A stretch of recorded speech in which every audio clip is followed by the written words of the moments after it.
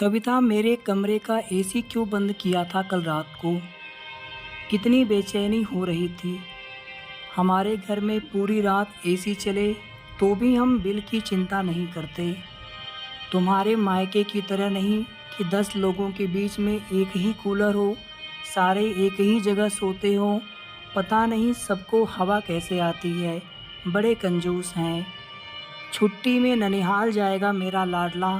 पता नहीं वहाँ कैसे नींद आएगी मेरे किट्टू को। सुधा जी ने अपनी बहू को मुंह बनाकर कहा, चाय बना दो मम्मी जी।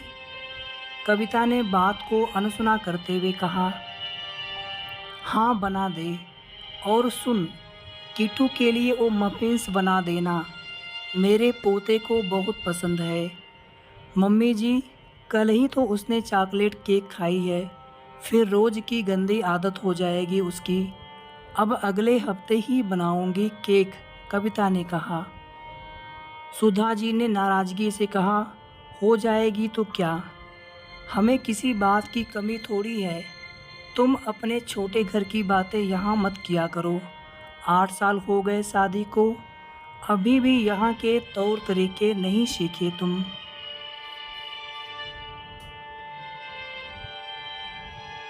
कविता, मेरा रुमाल नहीं मिल रहा, ढूंढ दो ना। निखिल ने आवाज़ लगाई। आती हूँ कहकर कविता पूरे कमरे में ढूंढने लगी। ये रहा, तकिए के नीचे आ गया था, कविता ने कहा। अच्छा ठीक है, मेरा नाश्ता तैयार है क्या? निखिल बोला।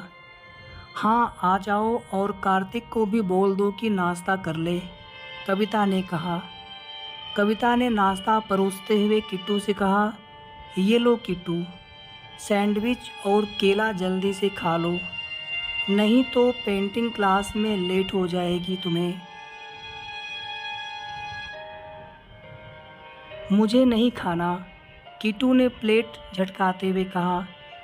किट्टू, ये क्या तरीका है? कविता ने गुस्से से कहा।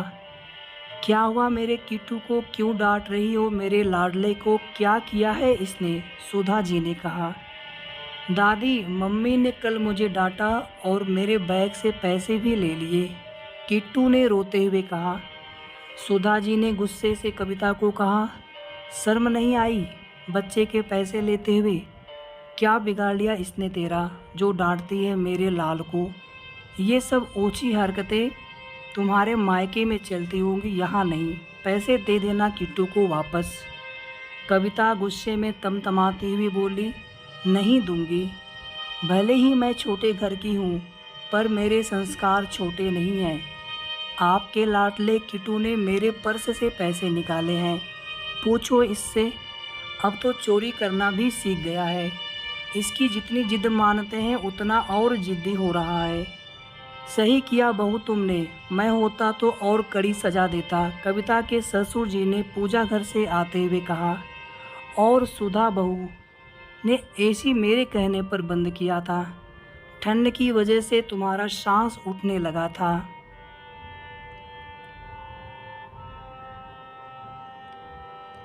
इसलिए बहू को छोटे घर की छोटी सोच वाली बोलती हो। तुम्हारी खुद की सोच कितनी छोटी हो गई है।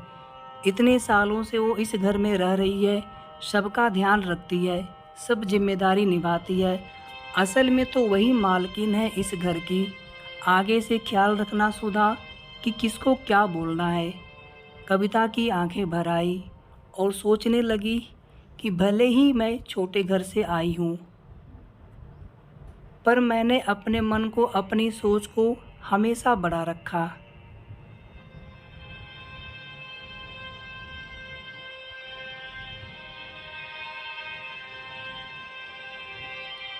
पर इन बड़े घर के लोगों की सोच हमेशा छोटी होती है।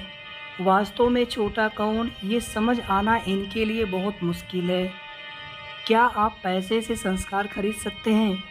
कहानी कैसी लगी आपको, कमेंट करके ज़रूर बताइएगा।